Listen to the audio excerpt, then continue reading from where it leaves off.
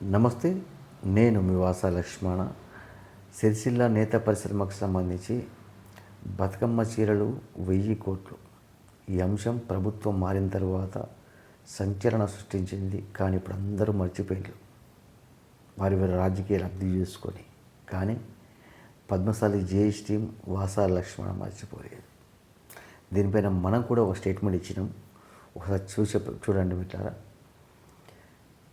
విషయం ఏంటంటే, ప్రభుత్వం మారిన తర్వాత వెంటనే రేవంత్ రెడ్డి గారు అసెంబ్లీ సాక్షిగా బతుకమ్మ చీరలపై దాదాపు 1000 కోట్ల స్కాము జరిగిందంటూ ఒక సంచలన వ్యాఖ్యలు చేసి ఎలిగేషన్ పెట్టి ఆ వ్యవస్థ మొత్తం రద్దు చేసిండు. కేటీఆర్ తప్పు చేస్తే ఈయన ఒప్పి చేసేది ఉండే. మొత్తం వ్యవస్థ మొత్తం రద్దు చేయడం వల్ల దాదాపు ఒక 30 నుంచి 40 మంది నేత కార్మికులు ఆత్మహత్యలు చేసుకున్నారు.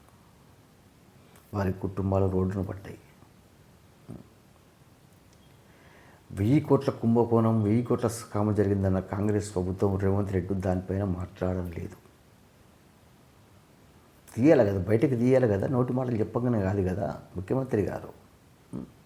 మీరు ఎలిగేషన్ పెట్టి బంద్ చేయడం వల్ల ఇలా సిరిసిల్ల కాడ నేత పరిశ్రమ స్తంభించిపోయింది. దాదాపుగా ఒక 30-40 మంది నేత కార్మికులు ఆత్మహత్యలు చేసుకున్నారు.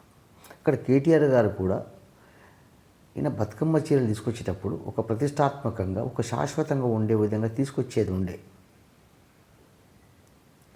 మరి ఆయన మళ్ళీ మా ప్రభుత్వం వస్తుంది ఇస్తామనుకున్నాడా ఏదో తెలియదు.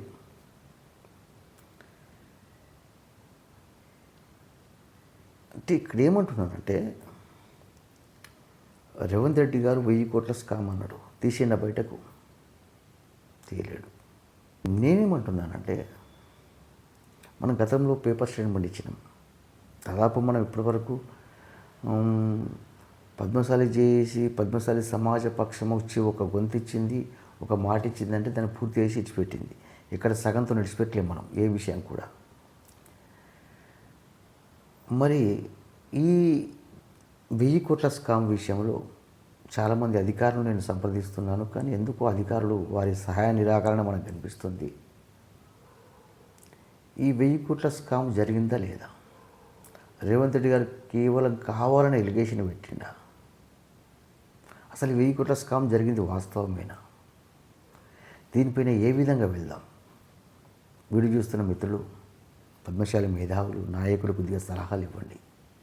ఎందుకంటే ఇలా ఏమో వీరి రాజకీయాల కోసం మీరు రాజకీయంగా చూసుకోవాలి, కానీ రాజకీయంగా కొట్లాడుకోవాలి. కానీ మీరు రాజకీయ కక్షలు తెచ్చుకునేందుకు ఇట్లా నేత పరిశ్రమ మీద వేటు వేస్తే బక్కపలసని జీవులు, పనిచేస్తేనే బతికే జీవులు, పనిచేస్తేనే ఇంత కుటుంబం గడుపుకునే జీవులు, వాళ్ళ మీద మీరు పగ తీర్చుకుంటే, వారి మీద మీరు కక్ష తీర్చుకుంటే ఇలా నేత పరిశ్రమ స్తంభించిపోయింది. నేత కార్మికులు రోడ్డు మీద పడ్డారు. ఎంతకాలం ఇట్లా నిశ్శబ్దంగా కూర్చుంటుపోదాం? ఎంతకాలం మనం రాజకీయాల చేతులు బలైపోదాం మనం? ఈ 1000 కోట్ల స్కామ్ విషయంలో ఆర్టీఐ ద్వారా వెళ్దామా ఏంది అనేది కొద్దిగా మాకు పద్మశాలి మేధావులు, పద్మశాలి యువకులు, పద్మశాలి నాయకులు కొద్దిగా మాకు సలహా ఇవ్వండి. ఖచ్చితంగా మనం ముందుకు వెళ్దాం. వాడు ఎవడు ఒకవేళ 1000 కోట్ల స్కామ్ జరిగింది వాస్తవం అయితే వాడు ఎవడైనా సరేనబ్బా, వాడు ఎంత పెద్ద తోఫ్ అయినా సరే, మా గురించి మీకు తెలుసు, వాడు ఎంత పెద్ద తోఫ్ అయినా సరే విడిచిపెట్టేది లేదు. ఇట్లా నేత కార్మికుల పొట్టన కొట్టి, నేత కార్మికుల జీవితాలను బలి చేసి మీరు 1000 కోట్లు సంపాదించే నిజమైతే ఎందుకు విడిచిపెట్టాలి?